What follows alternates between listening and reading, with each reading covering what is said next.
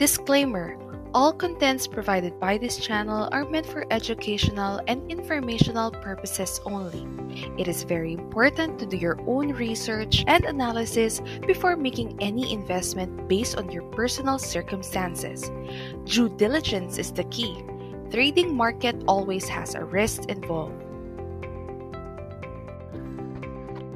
Hi mga ka-chabs! Mag-market update muna tayo for March 27, 2024.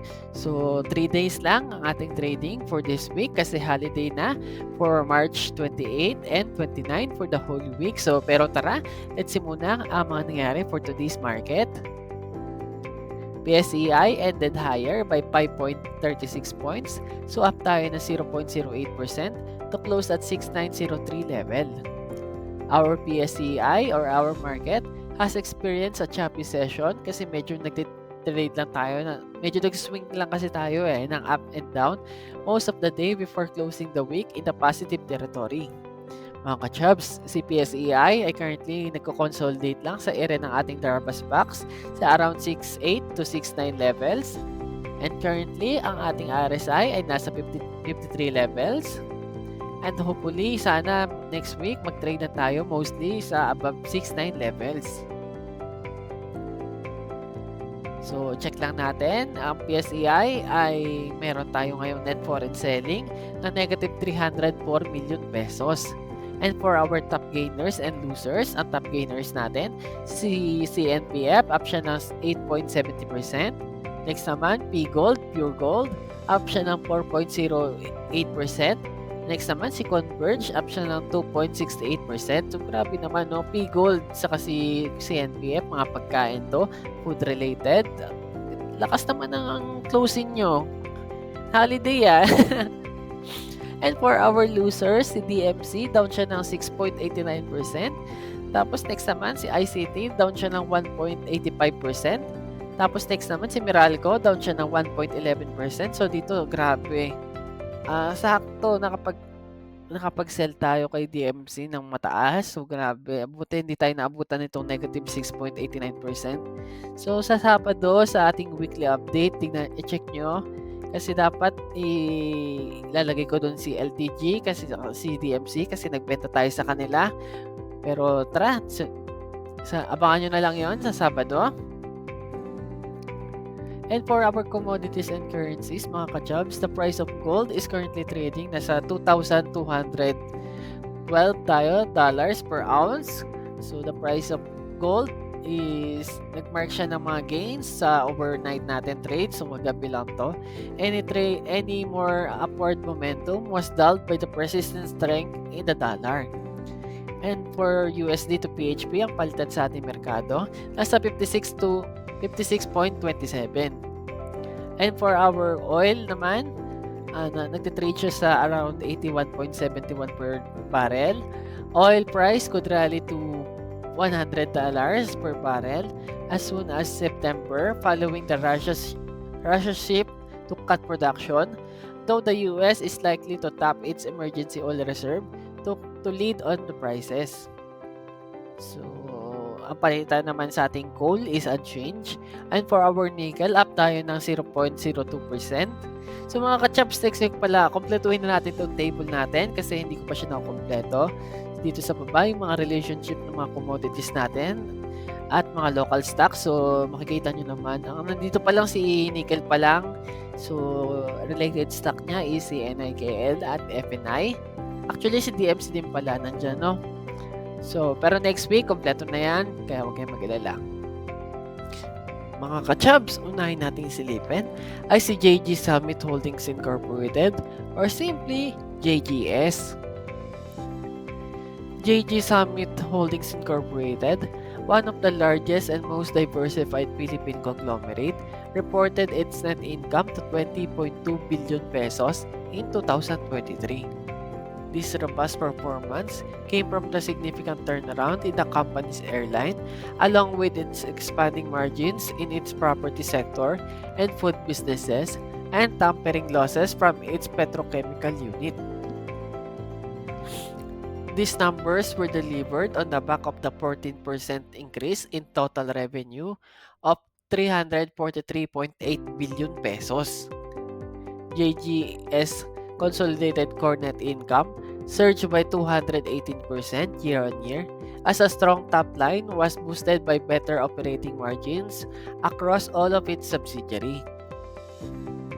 Tapos, check natin isa-isa yung parang summary ng income ni JGS. So, unahin natin si URC, Universal Robina Corporation.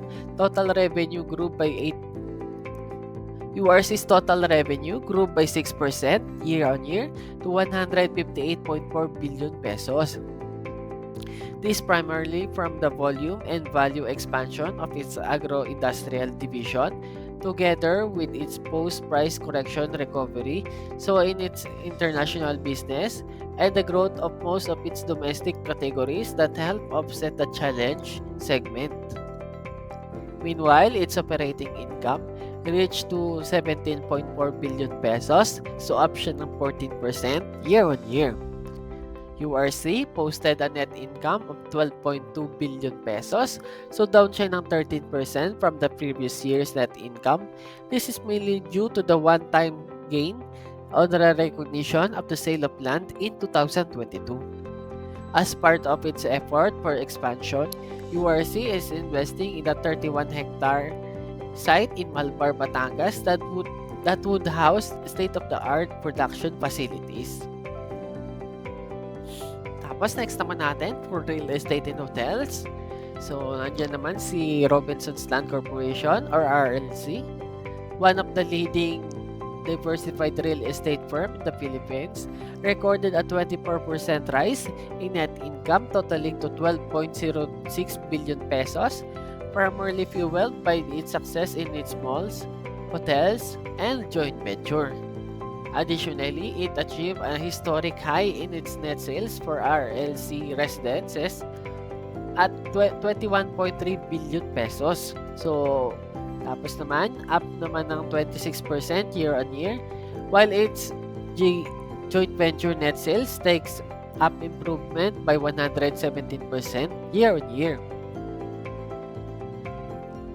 Tapos, next naman natin, sa air transportation naman tayo, si Cebu Air Incorporated or CEB or si Cebu Pacific. Efforts to recover capacity and efficiency serves a strong travel demand bore fruit as it's reclaimed its full-year profitability since the pandemic. Its revenue grew by 60% year-on-year to 90.6 billion pesos. It serves over 20.8 million passengers and increased flight by 30% year-on-year as its work to improve operational resilience and sustain capacity growth.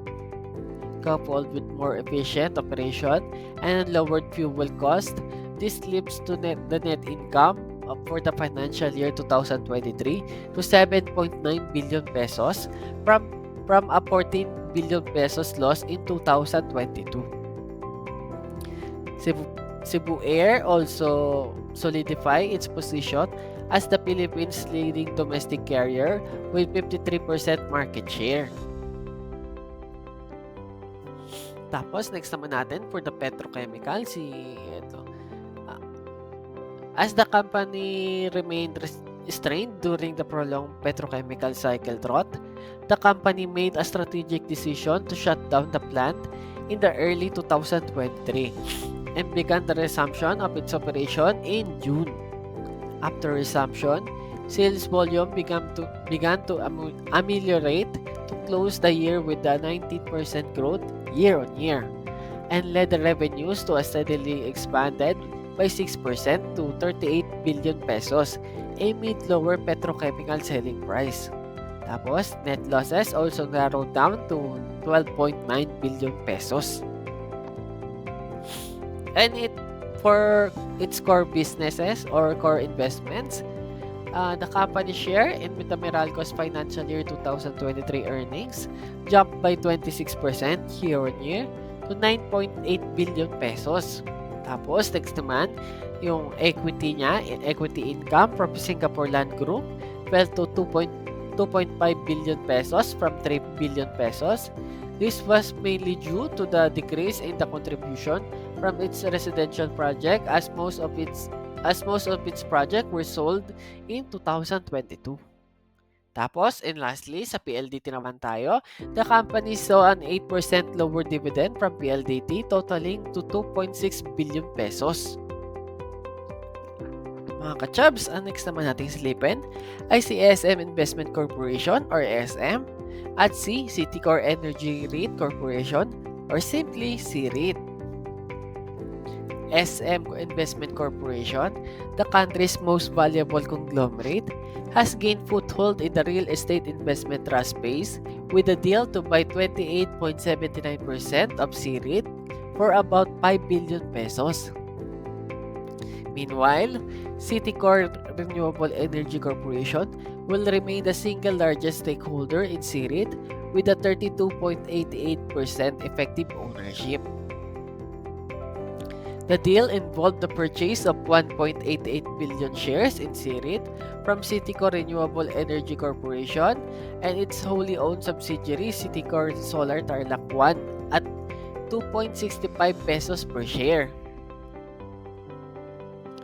Proceeds from the sale will contribute to the further development of the company's 1,583 megawatts ready to build and under construction of solar power projects across 8 site locations nationwide. Mga chubs, ito pala, konting history lang regarding sa partnership ng C family at ni Edgar sa Advedra. The C family invested in Megawide's initial public offering back in 2011, giving them a 17% stake in the construction firm before eventually divesting 5 years after. And next naman natin, SM Investment Corporation is looking to scale up in its investment in renewable energy. CREIT has a 7.16 million square meters of green asset portfolio with a 100% occupancy rate. Mostly solar farms leased to its REIT sponsor, CREC. SM in 2022 acquired 100% ownership in the Philippine Geothermal Production Corporation or PGPC, which has a right to operate in Tiwi and Macban steam fields in Albay, Laguna, and Batangas until 2038. PGPC targets to reach as much as 420 megawatts of dependable capacity from its operated Tiwi and Macban steam field in the next 5 years. Mga kachubs, ang next naman nating silipin ay si Jollibee Foods Corporation or simply JFC. Listed company Jollibee Foods Corporation announced on Wednesday a $28 million investment to acquire the 10% stake in the US-based beverage technology company Botrista Incorporated. Botrista. Grabe naman kasi pangalan niya, no? Botrista. Mga ka-chubs, sorry pala kung medyo mali ang pronunciation natin. Yung name ni JFC chairman, JFC Chairman Tony Tan Kexiong quoted that we look forward to Botrista rapid and asset-light distribution and channel expansion that will create more value to its partners and ultimately the end users. Botrista holds more than 100 patents worldwide for its proprietary dispense technology, which provides automated solution to serve cold specialty coffee and tea-based drinks. Currently, si Jollibee, ang brands niya in the coffee and tea business includes Coffee Bean and Tea Leaf.